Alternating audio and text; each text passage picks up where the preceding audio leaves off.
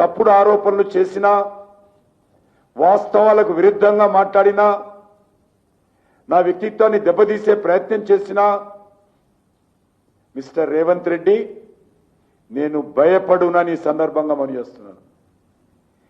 నీ మాటలు తెలంగాణ ప్రజలు నమ్మే స్థితిలో లేనప్పుడు, నా మీద తప్పుడు మాటలు మాట్లాడితే తెలంగాణ ప్రజలు విశ్వసించినప్పుడు నేను ఎందుకు భయపడాలి అని అడుగుతా ఉన్నాను. తెలంగాణ అభివృద్ధి విషయంలో నాకు రేవంత్ రెడ్డి సర్టిఫికెట్ అవసరం లేదు. తెలంగాణ రాష్ట్ర అభివృద్ధి విషయంలో కేంద్ర ప్రభుత్వం సహకారం అందించే విషయంలో రేవంత్ రెడ్డి, కేటీఆర్, కేసీఆర్ సర్టిఫికెట్ మాకు అవసరం లేదు. భారతీయ జనతా పార్టీ గత 11 సంవత్సరాలుగా ఏ రకమైనటువంటి పాలన కొనసాగిస్తుందో దేశ ప్రజలకు తెలుసు, తెలంగాణ ప్రజలకు తెలుసు. మాది మీలాగా అవినీతి పార్టీ, అవినీతి ప్రభుత్వం కాదు. మాది టీఆర్ఎస్ లాగా, కాంగ్రెస్ లాగా కుటుంబ పార్టీ కాదు.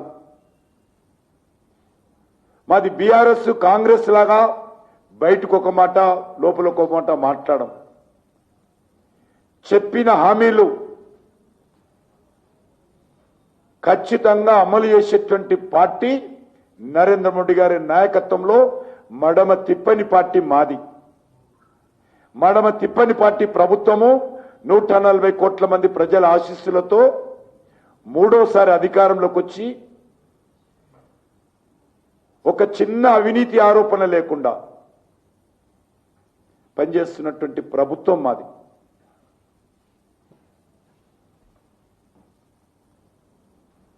గత అసెంబ్లీ ఎన్నికల్లో, పార్లమెంట్ ఎన్నికల్లో ఫేక్ వీడియోలు తయారు చేసి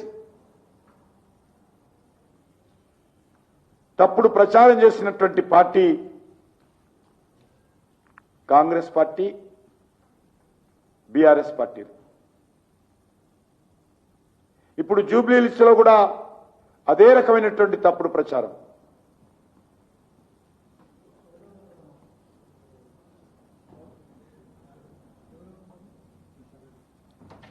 నేను ఒక్కటే అడుగుతా ఉన్నాను,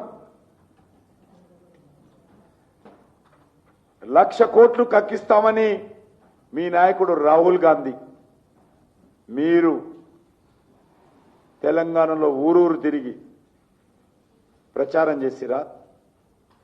1,00,000 రూపాయలైనా కక్కించారని అడుగుతా ఉన్నాను.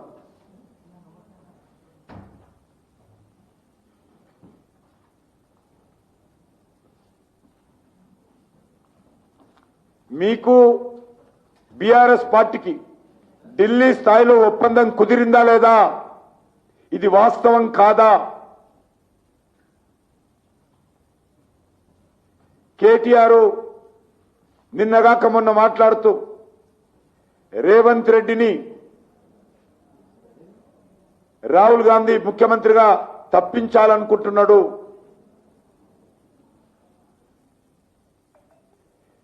రాహుల్ గాంధీకి రేవంత్ రెడ్డి పరిపాలన పట్ల ఇష్టం లేదు అన్నటువంటి విషయం వాస్తవం కాదా?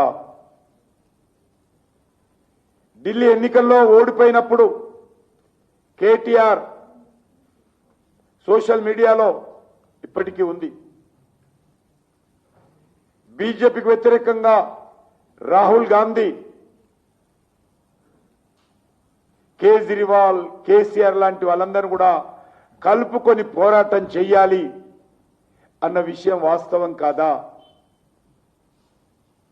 మరి ఈరోజు ఏ రకంగా బీఆర్ఎస్ కు నాకు